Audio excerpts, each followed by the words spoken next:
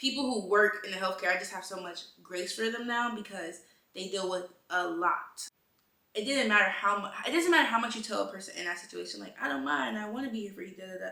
If they're going through a life-changing event, physically, mentally, and spiritually, like, there's not much that your words can do to make them feel better. And like, the name of the Lord is a strong tower, and all those who run to it are safe.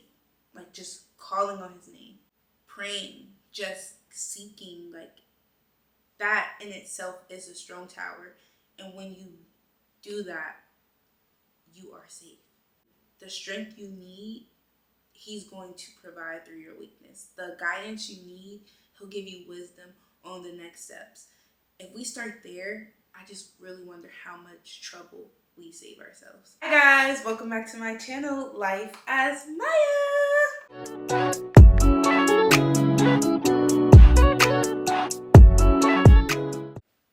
So if you've been a subscriber for a long time, you know that I used to do a whole bunch of like Life as episodes, and I just did one with the girls maybe a month ago, but like I can't always, or I stopped doing them because as often because I wasn't having guests. And I'm just like, I'm not gonna always have a guest, and I would just love to talk. Really love to talk. I love to yap, and I love sharing stories. I love I just love talking about life, and that's literally why it's Life as Maya. But I feel like I strayed away from that because I was like, I'm gonna have to do episodes by myself, and like, what does that look like without a guest? And it's just an insecurity that people don't care enough to just hear me speak. And whether there are people who care or not, there will be people who care, and there probably will be people who don't care. But I can't allow that to stop me from being consistent on YouTube. All of that to say, I'm going to start doing more solo episodes with like me, like the book that I'm doing, or just me talking about a story that's happened in my life, or just like whatever I feel led to do.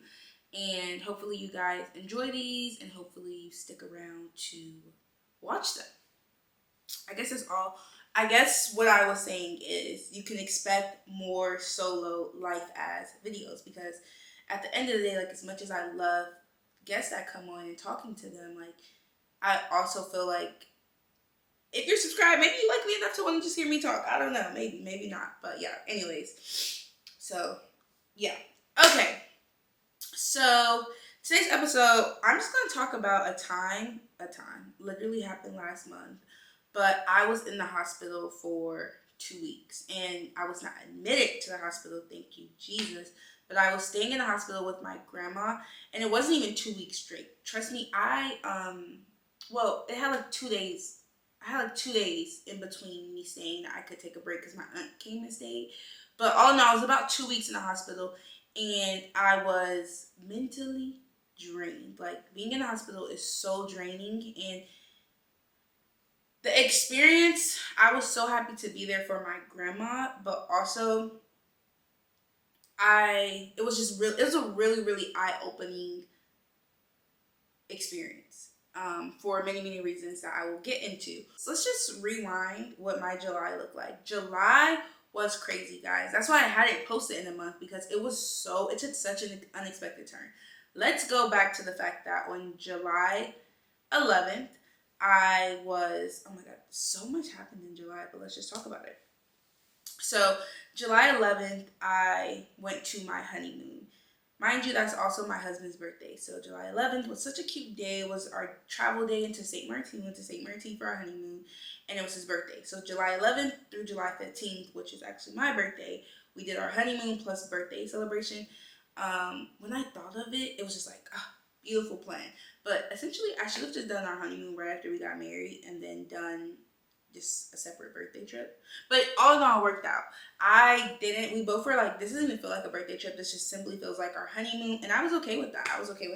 So the honeymoon was beautiful. Like, 10s across the board. Love St. Martin.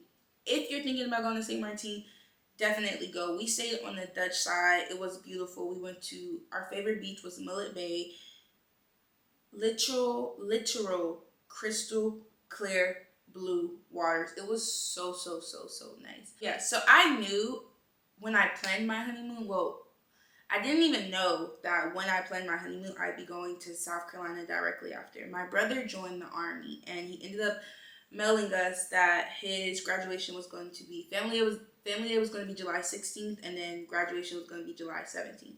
Okay, cool, cute. I was like, all right, well, I'm going to be flying back into DC on July 15th. I'm gonna just have to hit the road right after I get off the plane.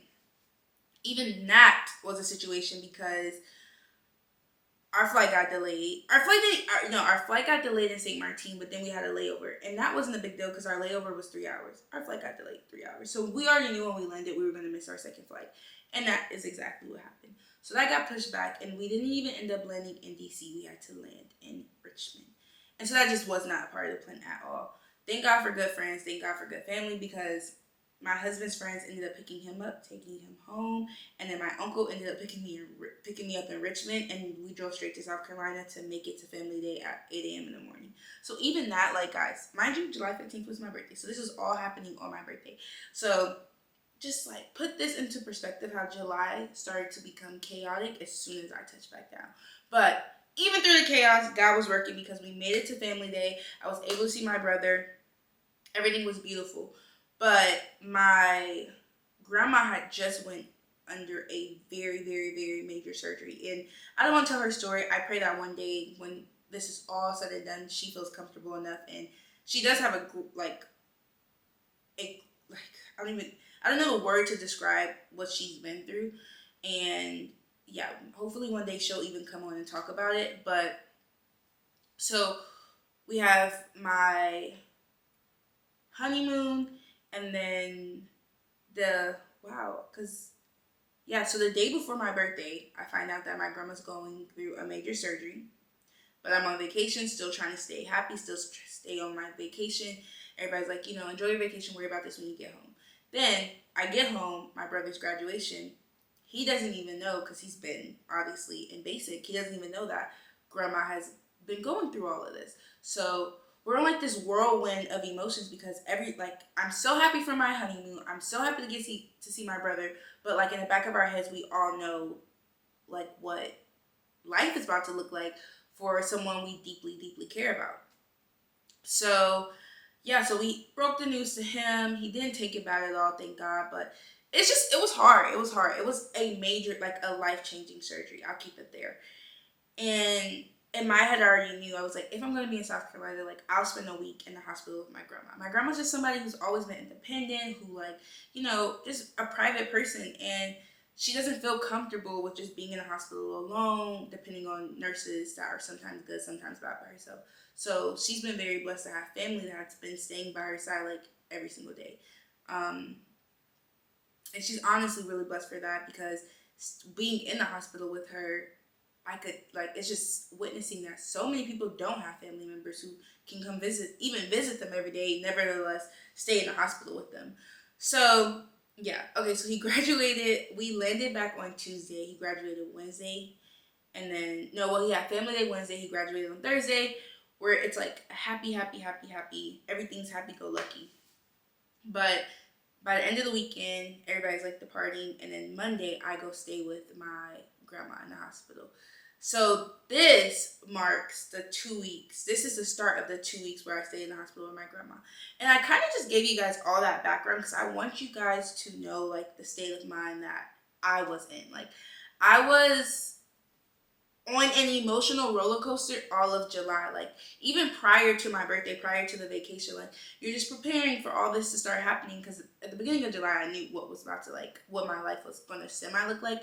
But I just told you guys all that background just so you could understand, like, where my head was. Like, mentally, I'm going through so many, like, emotions, like honeymoon, birthday.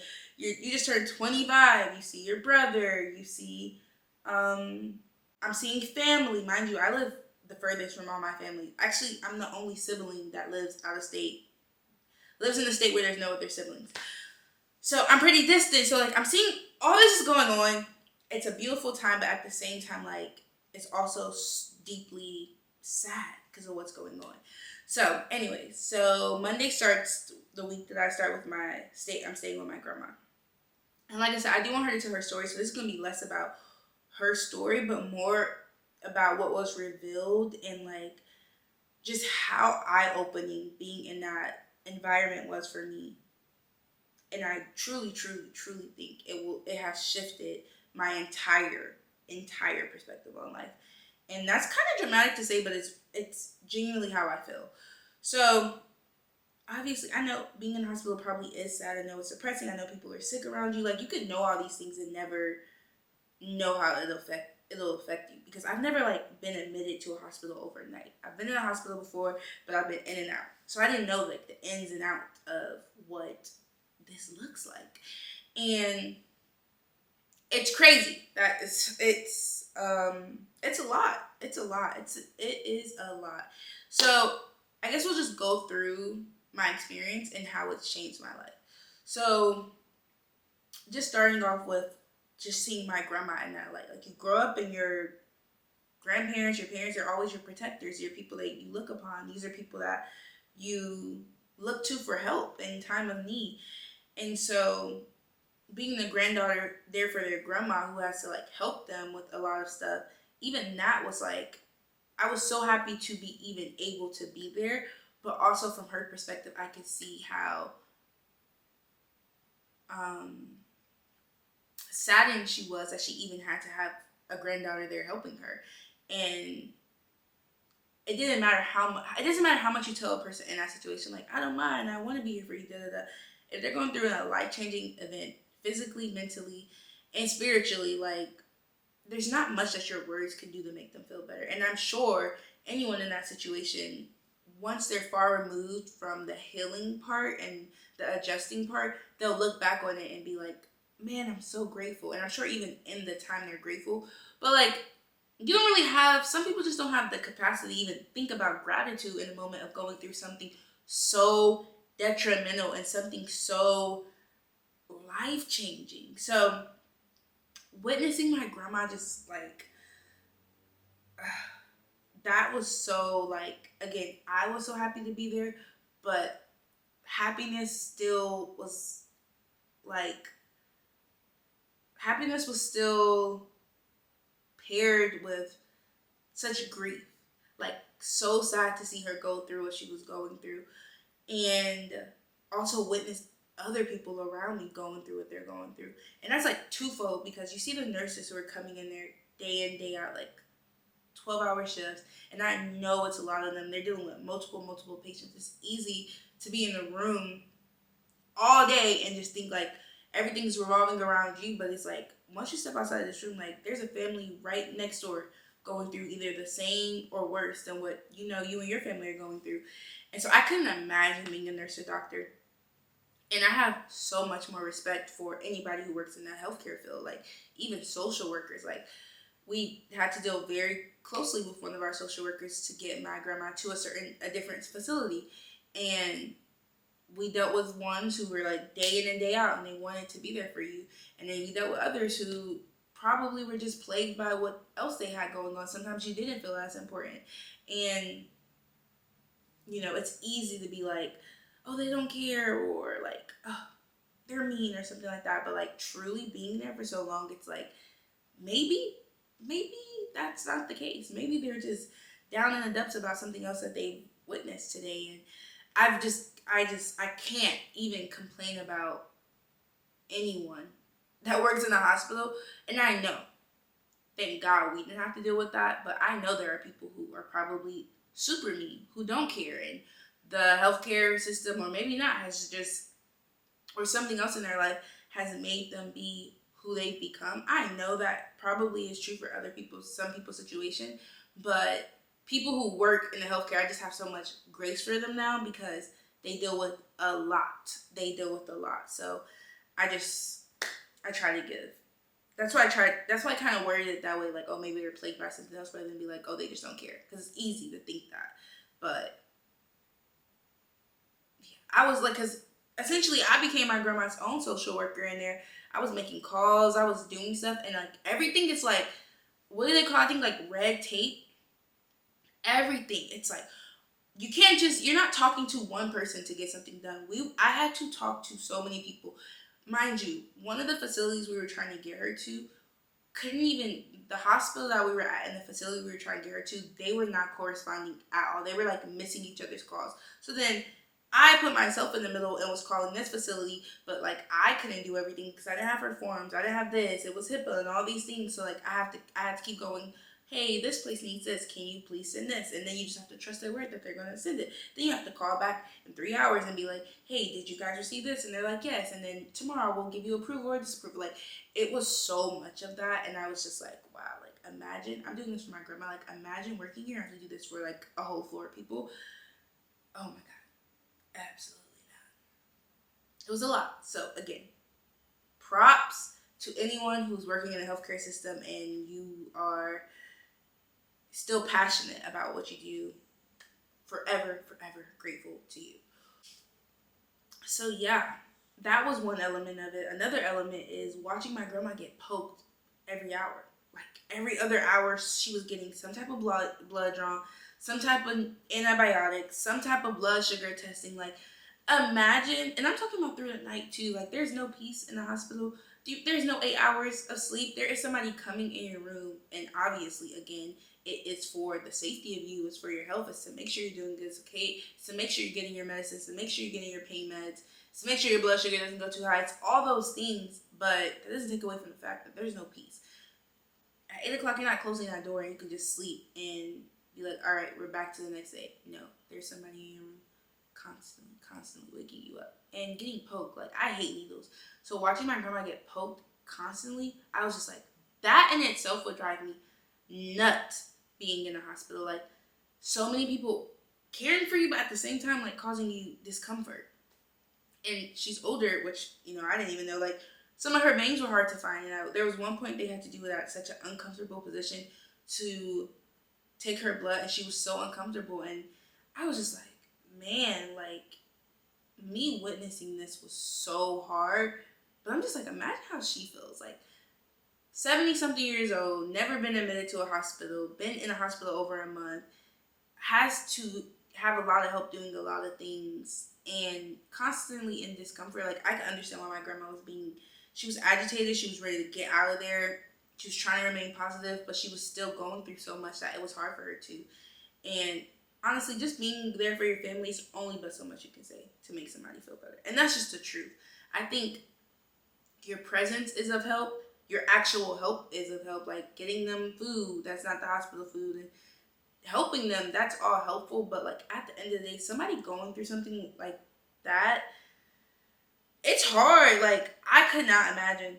I think I would be way worse of a person if that was me in that situation.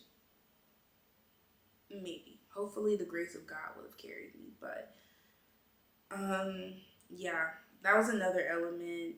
Yeah, just witnessing other people, like people going in and out the hospital room across from you, people's family members coming in daily, people like losing their minds, like genuinely watching I think there was a lady across from her that had like early onset dementia and was like, didn't know where she was waking up some mornings and freaking out. And it really, really changed my life personally because it showed me how grateful I should be of where I am now. And grateful I should be how I am, like being able to just sit on my couch in my house, like that is a privilege. There are people in the hospital right now who want to be home so bad, but they can't just get up and go.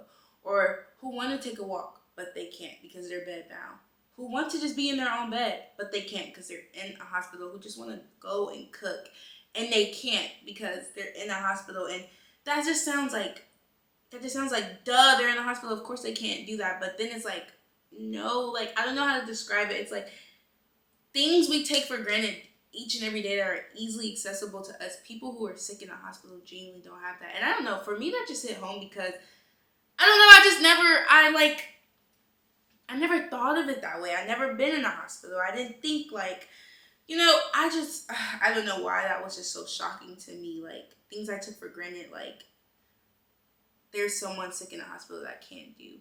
And it just showed me to be so grateful for like the little things. Like the little things matter so, so much. And also how health is so important. Like there are things that you can prevent from prioritizing your health. And since I've been back from the hospital, I have been watching the way I eat. I've been way more active. I just move my body more because health is genuinely wealth. Like, you can be rich as all get out, but if you don't have your health, like, what do you really have? Like, your health is so, so, so important. And I just wonder, so many of the older people that I've seen in the hospital, I'm like, how much of this could have been prevented if they would have taken their health serious at early ages? Obviously, there are things that are unpreventable. There's like cancers. There's sometimes diabetes. Like, there's things that, like, no matter how healthy you can be, if sometimes, like, you can escape sickness or illness. So I'm not talking about that, but just from even being in the hospital and talking to people, they're just like in their 20s, in their 30s, they wish they would have taken their health more serious. They wish they would have drank less. They wish they would have taken their diet, like, gotten out more, stretched more. Like, there's just so much more that we're like, oh, I got time, I got time. It's like, but how, like, how much time do we all have? Like, we don't know that. So it just showed me so how deeply I have to be grateful for the life that I have right now, and how it's not even just about being grateful. It's like, it is a privilege. It is a privilege to be able to walk. It is a privilege to have all my limbs. It's a privilege to not have diabetes, cancer. It's a privilege to be able to get up and go to my kitchen. Like, these are things that some people genuinely don't have, will never have, can't get back. And that's, like, so easy to think of, right? Like, oh, I'm healthy. But being in a hospital, it just showed me, like, oh, this is actually, there is so much that you can do to prevent things, of course. But again, like, life can change in a blink of an eye, and you could be in a hospital. And that just sounds so sad, but this whole episode sounds pretty sad, doesn't it? I hope it's not too sad. So let me put a bow on this thing and basically say and wrap this up before I get sad again.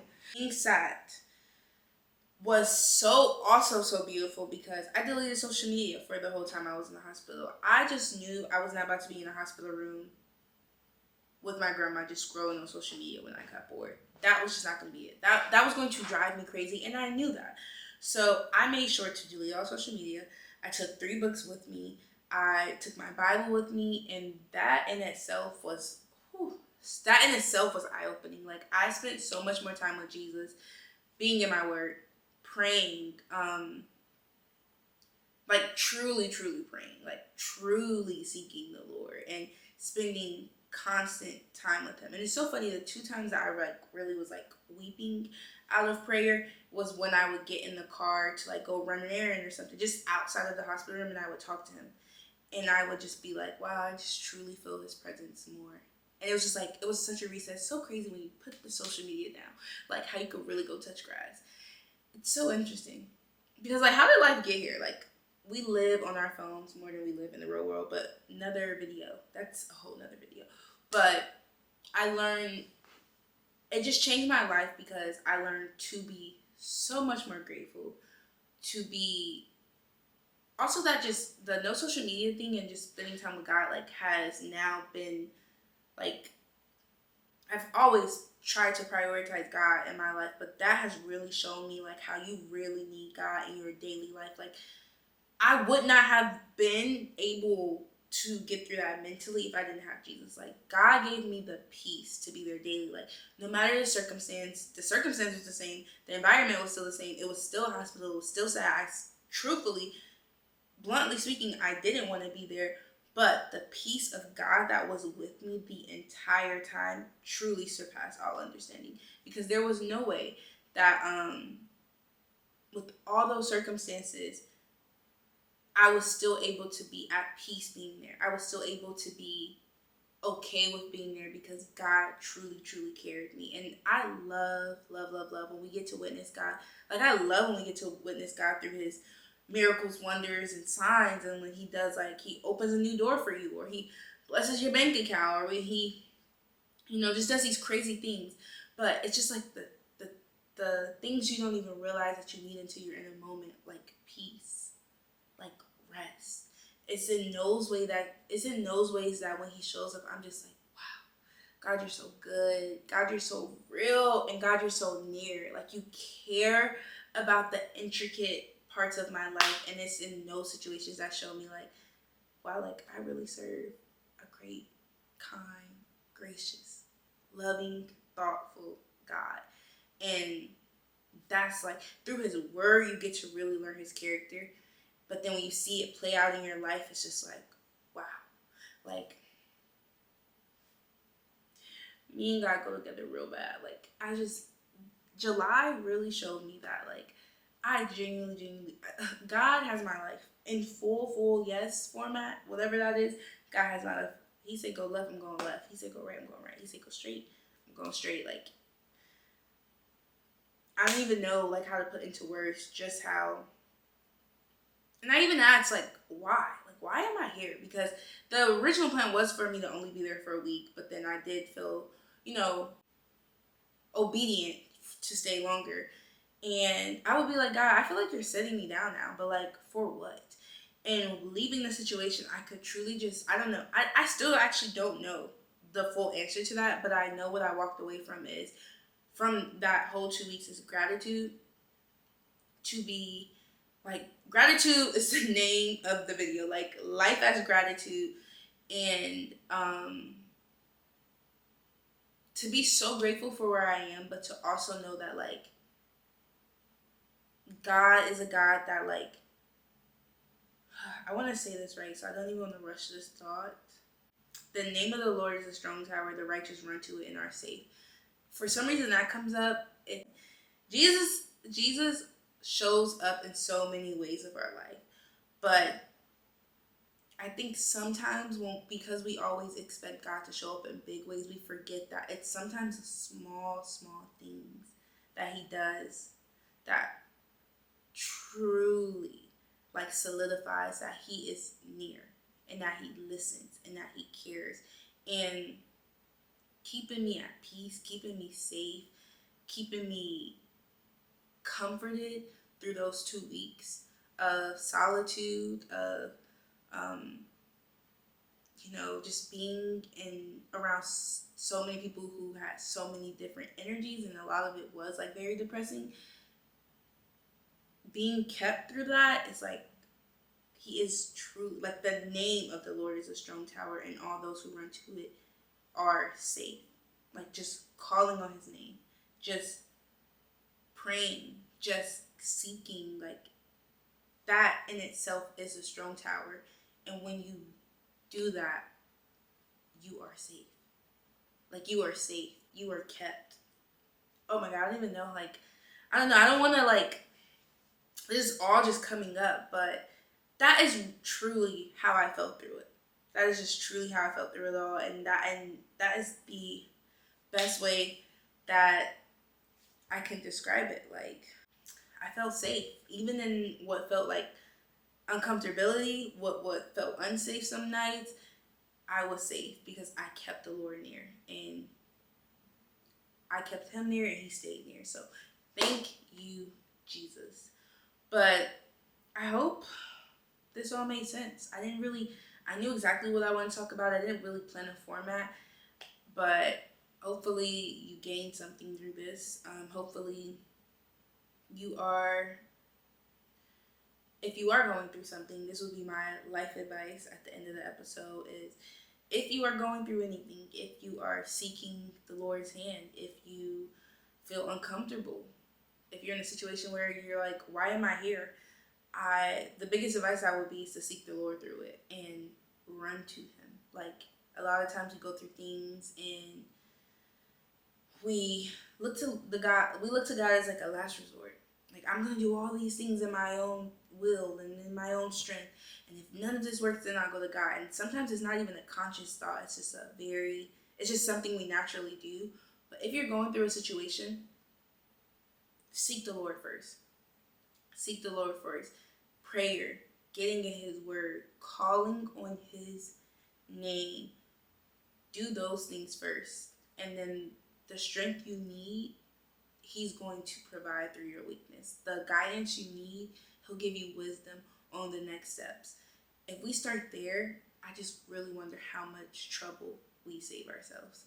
So that's my advice. And that's my advice because I lived it. I finally got to witness what living that out looks like. I could always give that type of advice, but be in situations where are stressful or uncomfortable and try to do things in my own will first and then do that. But being in the hospital for 2 weeks straight and seeking God through it, like preparing to go there for that long, but also like knowing that I'm going to do that, but preparing by seeking the Lord, preparing by praying like, God, be with me through it. God, I'm scared. Being honest with him, like, God, I was scared.